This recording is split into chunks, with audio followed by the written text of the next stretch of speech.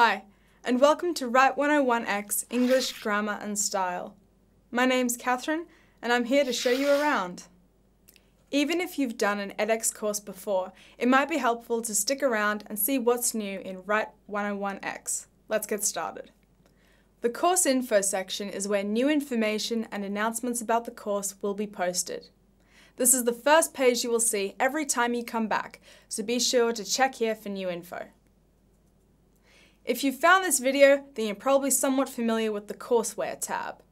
This is where you will spend most of your time during this MOOC.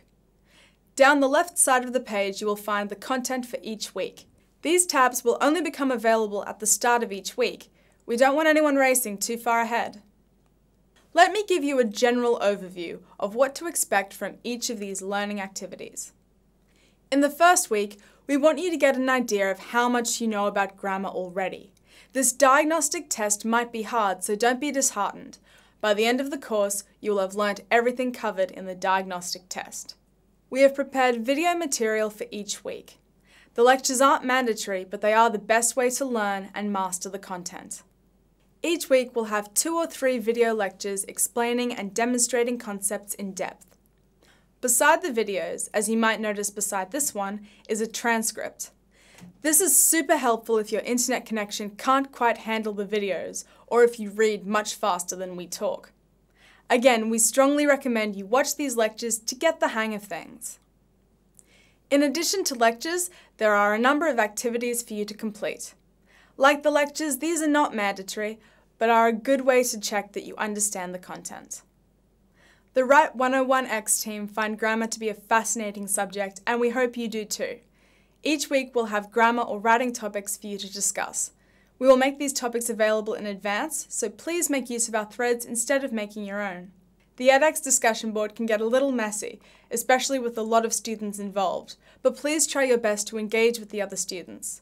We're looking forward to seeing your thoughts on our talking points, which we'll do by regularly checking the board. We'll do our best to answer your questions. Also, please remember to be courteous and respectful to your fellow students. We're all friends here. Here you can see the section for your blog posts, which we'll tell you about this week. Don't panic, it's not very complicated. You're simply expected to write a few sentences based on one of the prompts for the week. This will be anonymously assessed by your peers. You'll have to assess some as well. There's a marking sheet, also known as a rubric, which we included in this week's materials and in your first writing assignment area. This exercise exists so that you can practice your writing and demonstrate that you understand the concepts well enough to use them as well as critique them in somebody else's work. You will be asked to complete a blog post in even-numbered weeks. That's weeks 2, 4, 6, and 8. Towards the end of each week is your assessment. It will test your knowledge of the content covered during the week, so make sure you've watched all the videos and done all the activities you can before you take the test.